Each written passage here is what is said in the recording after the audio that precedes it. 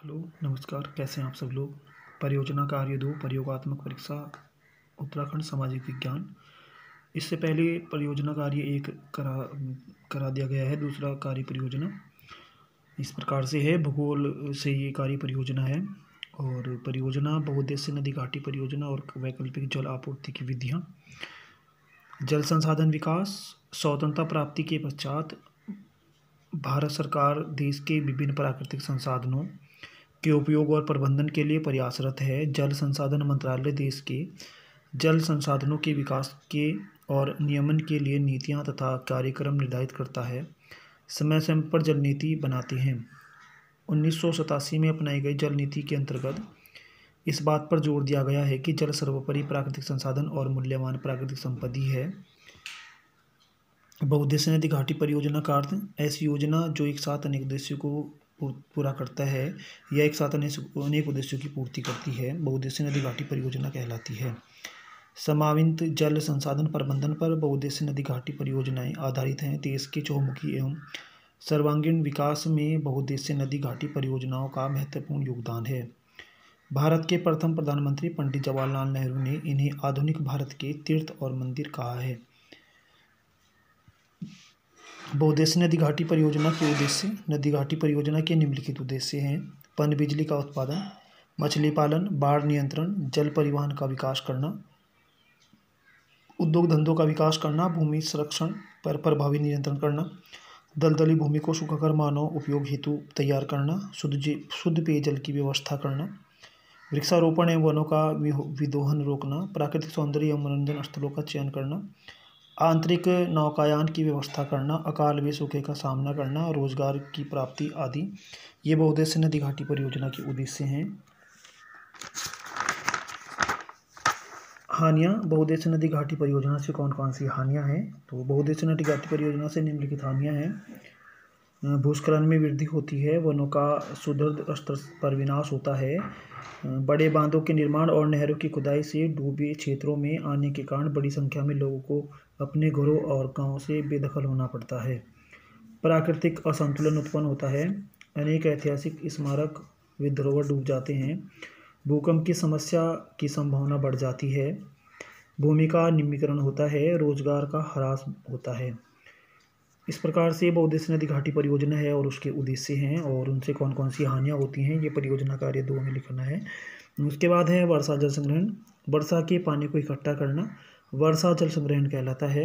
वर्षा के पानी को इकट्ठा करना वर्षा जल संग्रहण कहलाता है और ये 2 प्रकार से होता है, हैंडपंप द्वारा और कुओं द्वारा। तो ये वर्षा जल संग्रहण।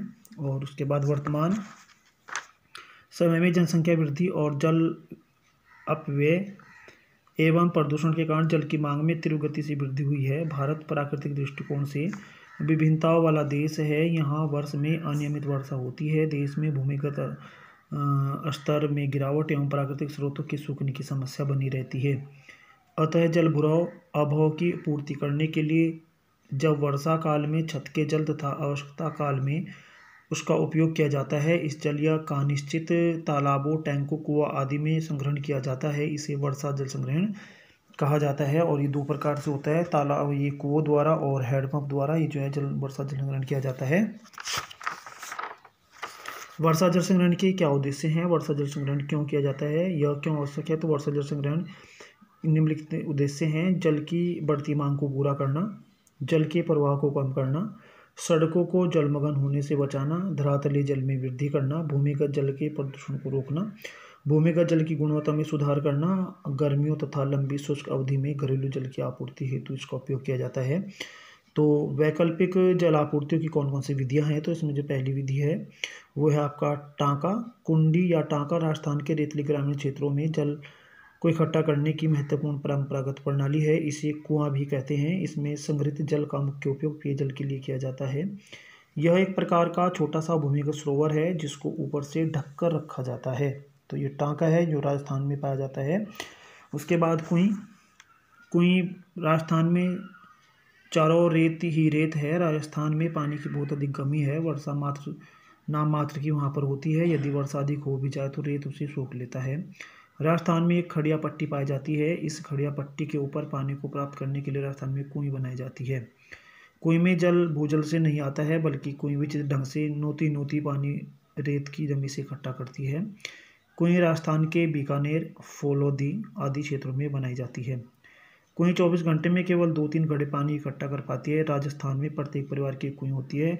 कुएं अमृत जैसे पानी को प्राप्त करने का एक अनूठा उदाहरण है। राजस्थान में ये पाई जाती है कुएं। उसके बाद झीलें।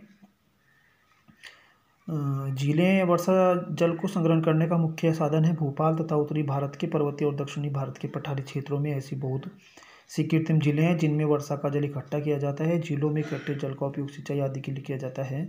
इसके अतिरिक्त इनका जल बावड़ियों में रिसकर पहुंच जाता है, जिसका उपयोग पेयजल के रूप में किया जाता है। तालाब। मैदानी क्षेत्रों के गांवों में बड़े बड़े तालाब खोदकर वर्षा जल संग्रहण करने का कार्य किया जाता है।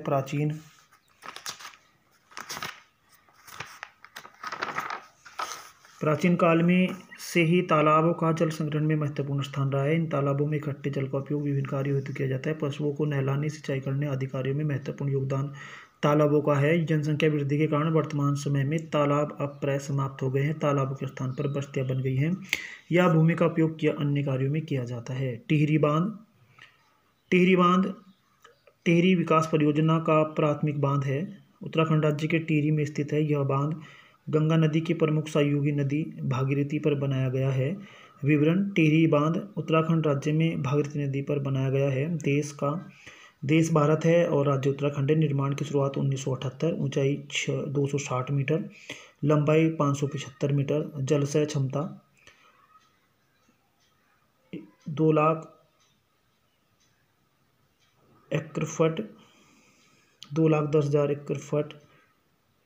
शुभारंभ 2006। भागीरथी एवं भिलंगना। टिहरी झील।